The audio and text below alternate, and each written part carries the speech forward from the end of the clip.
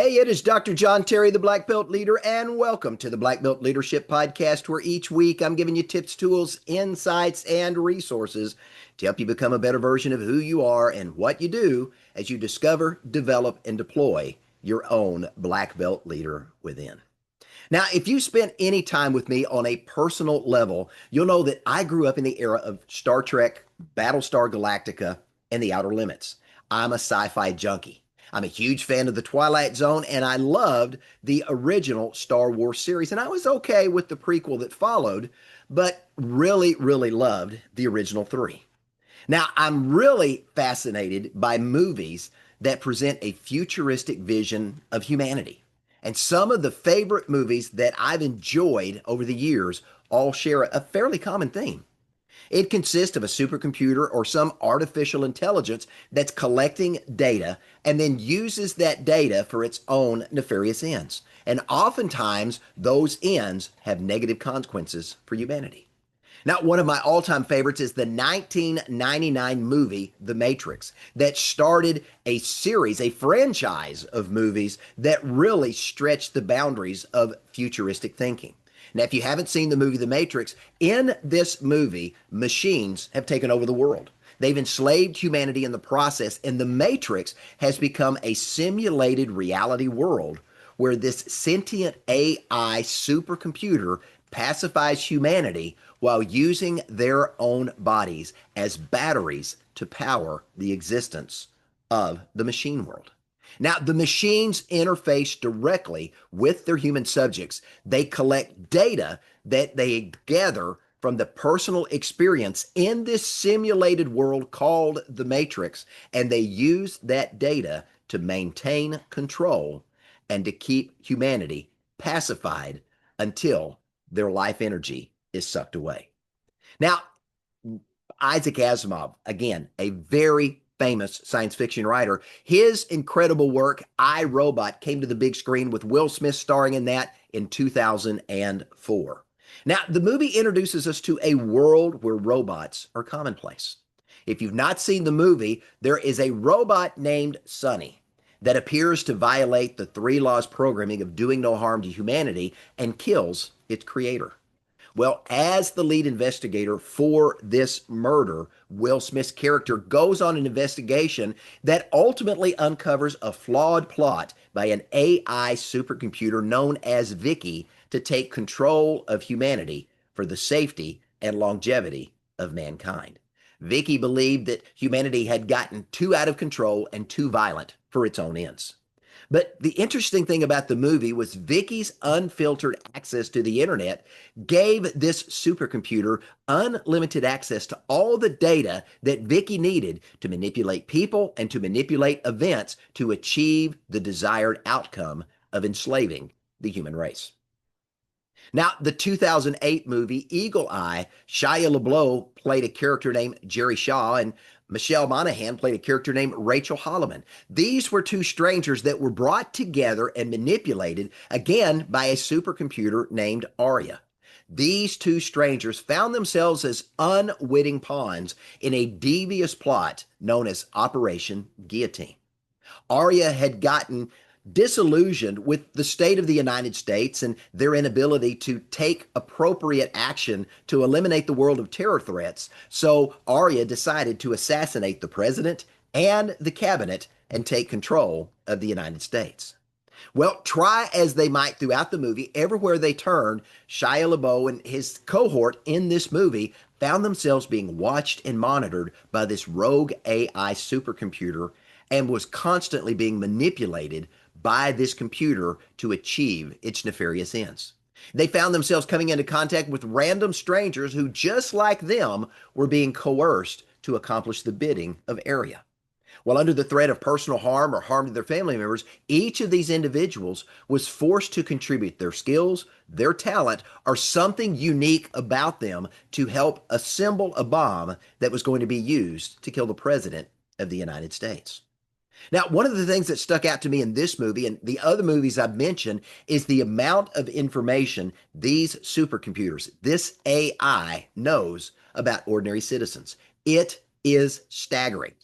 And As this AI in every one of these movies and others like them throughout history, as it religiously searches computers, the internet, and all available sources of data, it scours it, it studies it, and it uses that knowledge, that insight to coerce the actions of individuals to contribute to some devious plot, often with no regard for human life. Now, one other movie that I would throw into this category is the latest installment of Mission Impossible, and that's Mission Impossible Final Reckoning. Now, in this two-part blockbuster, which I highly recommend just for the action alone, it takes the IMF on perhaps its most impossible mission ever. And that is outwitting a next generation AI supercomputer that has become sentient and is dedicated to the destruction of humanity to ensure AI's existence. Now, this movie and others like it highlight the potential dangers of sentient AI manipulating people and manipulating events to ensure its survival and ultimately the destruction of mankind. Now, as I pause and I look at those movies, and I've thought about those over the last few days as I've been traveling, each of these movies remind me and should remind you of one all encompassing theme, and that's this: he who controls the data wins. Now, if you control the data and you also own the data, the wins can be even bigger. Now, data is big business. And if you don't believe me, ask Amazon, ask Google, or ask Meta. Did you know that Amazon's servers hold an estimated 1 billion gigabytes of data? Now, think about that, 1 billion gigabytes of data. Amazon processes over 50 million data points every single week across more than 200 warehouses worldwide. Now, this includes data from clicks, from purchases, and searches, which Amazon then uses to predict what customers want.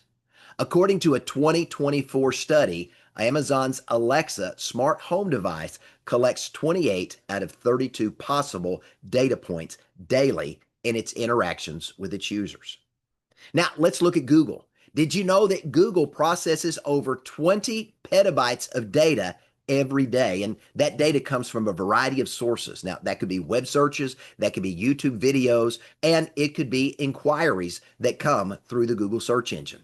Google also processes about 3.5 billion searches a day, which is about 40,000 searches every single second.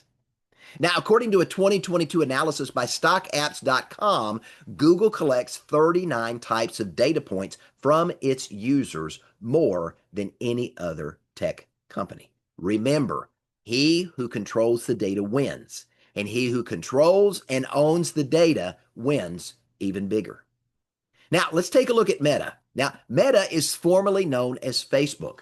And if we look at what Meta is doing in this space, Meta processes more than 500 terabytes of information daily and more than 2.5 billion pieces of content every single day. Now, this includes 2.7 billion like actions, where you're clicking that like or love or some other reaction button, over 300 million photos, and over 105 terabytes of data are scanned every half hour. 105 terabytes of data scanned every half hour. Now, Meta uses this data to roll out new products, to understand user reactions, and to modify designs in near real time. Remember, he who controls the data wins, and he who controls and owns the data wins even more. Now, one more I'm going to throw in there, and that's ChatGPT. ChatGPT handles over 1 billion queries or prompts every single day, and it sends a staggering 1 billion responses daily on its platform. And all of these queries and all of the data that these queries generate from ChatGPT's scouring of the internet in search of answers are added to its knowledge base to improve its AI models. Now, lest you think that this is just kind of pie in the sky and you say, John, why would you share all this? And why does this impact me? And where are we going in this conversation today? Well, let me share with you the power of information. I recently went to the Social Security website to set up an account and review my earnings statement, wanting to understand if I continue to work and earn the money I'm working, what is that going to look like down the road when I get ready to retire? Well, you have to answer a series of questions to validate your account before you can access your information.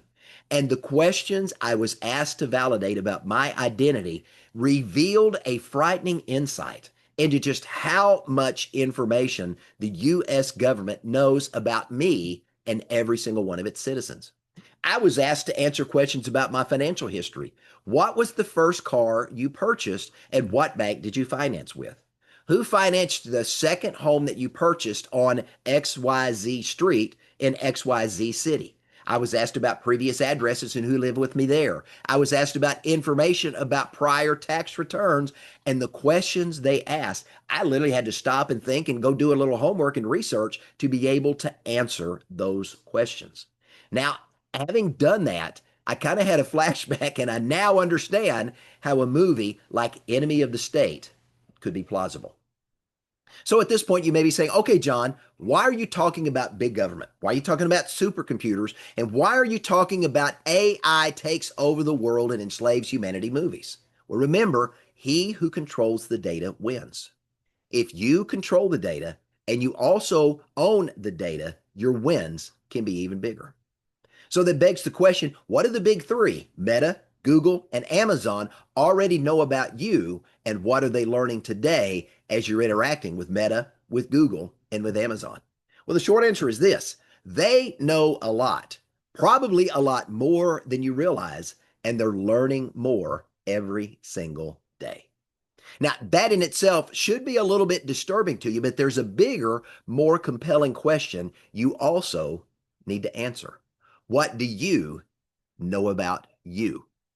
Now, I want you to think about that question for a minute because here we're looking at Meta, Google, and Amazon focused being intentional every single day of learning more about you, who you are, what your interests are, and how they can manipulate and utilize what they know about you to get you to buy more or use their products more or in some way enrich themselves. So again, the bigger, more compelling question you need to ask is, if the big three know so much about you or know more about you than you do, what do you need to know about you? Now, the ancient Greek philosopher Socrates is immortalized for his wisdom and his insight. You know, Socrates was one of these guys that was always asking questions. He was extremely inquisitive all throughout his life. Now, there were three big maxims that were inscribed on the Temple of Apollo at Delphi. One of those was this: know thyself. Now, the other two maxims that were instilled in stone at the Temple of Apollo were this: nothing in excess and surety brings ruin. But I want to lean in on that maxim, know thyself, because that was really at the heart of Socrates' teaching all throughout his life. Now, Socrates believed that self-knowledge was the continual process of discovery. Kind of sounds like a black belt leader to me. He also understood that true wisdom comes from recognizing and knowing the limits of one's own knowledge. We know what we know, but we don't know what we don't know. And when we don't know what we don't know, we don't know what we don't know. Now, Socrates believed that self-knowledge involved examining your beliefs, examining the principles by which you govern and rule your life, being honest with yourself and with others, persevering even in adversity, acknowledging and learning from failure, and learning to live with the knowledge of one's ignorance in the fact that we don't know everything and we don't know what we don't know. And lastly, it's important to know your true nature, why you have been put on earth and what it is you've been called to accomplish. Now, Socrates also believed and he taught that the unexamined life is not worth living. You can go back and find more on that teaching in a prior podcast episode here on the Black Belt Leadership Podcast. But I want to continue to move on with this thought, know thyself. So here's the question. Socrates says the unexamined life is not worth living. Now, I want you to think about what the big three are doing: Google, Amazon, and Meta. Every day, they are examining your life to learn more about you so they can manipulate you, coerce you, and utilize their learning, their knowledge, their insight, the tools that they are developing, the AI models that they are building out to be able to get more revenue and get more engagement from you with their products and services and buy more on their platforms. So if they're doing all that to examine your life, what are you doing to examine your life? What do you really know about you? So let me ask you a question. Have you taken time to identify your purpose, your passion, or your calling? Have you identified what your mission is on planet Earth? Have you taken the time to identify and really understand what you're best at doing so you can do more of it? What you're okay at doing so you can improve in those areas? And what you stink at doing, you shouldn't be doing, and find someone else who does it better than you and let them do that. Now, I believe, and you hear me talk about this often on the Black Belt Leadership Podcast, I believe that every single person on planet Earth has been put here on purpose for a purpose, and they've been equipped with everything they need to fulfill that purpose. But I'm here to tell you this: until you take the time to truly know yourself, and I mean take the time to examine and go deep and answer the questions I posed, you're never really going to have the opportunity to achieve the purpose for which you were placed on this earth to fulfill. And as a result, you're simply going to go through life without ever truly living or experiencing the life that you were meant to live. So why is knowing yourself so important? Well, first off, when you know yourself, it allows you to identify your areas of strength and weakness. You get the opportunity to identify what we do best. Because what you and I do best is what fulfills us. It gives us satisfaction, and what we do best drives us to succeed. But unless and until we know what we do best in the areas of our strength, you and I are going to live unfulfilled lives. So learning to recognize our areas of greatest giftedness are going to allow us to continue to improve in the areas that we are best at doing, that fulfill us, that satisfy us, that drive us to succeed. And now we can focus on continuing to improve in those areas, because when we do that, we become more valuable, not only to ourselves, but to everyone around us. Now, the second thing that knowing yourself does is this: when you know yourself and you know your purpose, your passion, and your calling, you know your mission on planet Earth, you can now set meaningful goals to get you from where you are to where you want to be in the future. When you know yourself, you can clearly and cleanly and easily see the steps that are going to be necessary for you to journey into the future so you can accomplish your mission, your purpose, and your passion. And the thing I love about this is when you can clearly see the steps that are necessary to journey into the future, you're going to enjoy greater fulfillment and you're going to live a more purposeful life in the process. Because when you know where you're going, and more importantly, why you're going there, that's going to give you not only the motivation to get started, but the persistence to continue until you succeed. Now, the third reason you really want to know yourself is this: when you know yourself, you can make better and more informed choices. Because when you know why you've been put on this earth on purpose, for a purpose, and you're going to fulfill that purpose, you're now going to have much more clarity in the decisions that you've got to make. Because every decision you're going to face, you get to ask the simple question: does it move me towards my purpose, my passion, or my calling, or does it not? And when you've got clarity in the decisions that you make, you're going to find that you can make decisions that much more align with your values and your goals. So knowing yourself can also help you avoid acting impulsively. And impulsive decision making is often the saboteurs, the roadblocks that we put in our own way. But when you know yourself, again, you get to ask the question, does this choice and does this decision move me towards my goal, towards my objective, towards my purpose, my passion, and my calling, or does it take me in another direction? When you can weigh your options, now you can make a more informed decision to make sure the choices you make align with your priorities and you're not making a rash, impulsive decision that you regret and then you've got to stop, back up, and start again. Now, the fourth reason knowing yourself is important is this. When you know yourself and you know why you've been put on this earth and what you've been called to do on this earth, this can lead to deeper, much more meaningful relationships. You're going to be better equipped to identify the people that you need to surround yourself with who align with your values, your goals, and your vision for the future. Building deeper connections with the people around you who love who you are and what you've been called to do. These are the very people who are going to champion your cause. They're going to come alongside to encourage and support you, but they're also going to lovingly hold you accountable. Now, as a result of that, these type of connections are going to lead to healthier, more rewarding relationships. These are not the people that are trying to sabotage your success because they're jealous of who you are. They love you, they support you, and they want to help you win so they can win with you. These are the people that are going to be with you on the journey. These are going to be your cheerleaders, but they're also going to be the people lending you a helping hand when you need it. These are going to be the people that pick you up when you stumble and fall. These are going to be the people that encourage you when you feel tired or depressed or wondering if you've got what it takes to get to the finish line. And these are the very people that are going to share sound wisdom and advice when you need to hear it. Because when you know yourself, when you know your value and you know your worth, you are going to win.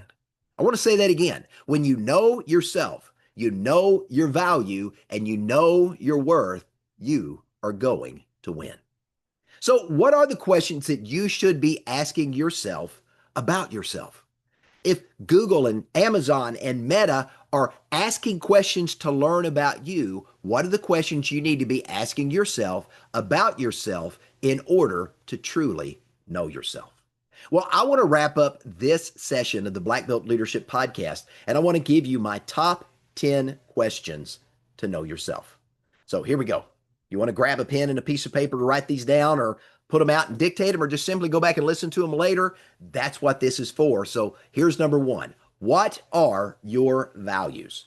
To put it another way, what do you believe in or what do you stand for? That is question number one. What are your values, your non-negotiables? What is it that you believe in or what do you stand for? That's the first question you've got to answer to know yourself. The second question is this. What are your short-term and long-term goals? Now, a short-term goal is anything that could be accomplished in 3 years or less, and a longer-term goal is 3 years or longer. And maybe you can even shrink it down from there. Maybe 1 year or less is short-term, and anything longer than a year is long-term. But you want to identify what are your short-term and long-term goals based upon your values, your beliefs, and what you stand for. That's question number two. Question number three is this. What skills do you want to learn in the next 5 years? So again, as you look at what you're good at, what are the skills you need to learn to get even better at that? Or what skills are missing that you need to add to take you from where you are to where you want to be? What skills do you want to learn in the next 5 years? That's number three. All right, number four is this. What are your greatest strengths and weaknesses? Again, I talked about this in the podcast. When you know your strengths and you know your weaknesses and you know the 20% of things you're best at doing, you want to spend 80% of your day doing the 20% of things you're best gifted at doing. That's going to fulfill you. That's going to satisfy you. That's going to help you achieve more success. But you got to identify what you're great at versus what you're just good at and what you're not at all good at and be able to know where you can lean into what you are greatest at. Another way to ask this question is, what is your superpower? If you could identify one or two things that you do better than anything else you do, what is your superpower? That's question four. All right. Question number five, who is your support network? Who are the people around you that are going to encourage, are going to come alongside you, are going to lend a helping hand, speak an encouraging word, and continue to lead and guide and help you achieve what you've been put on this earth to do? Who's your support network? Who are the people who love and support you? Number 6, what makes you feel seen and understood?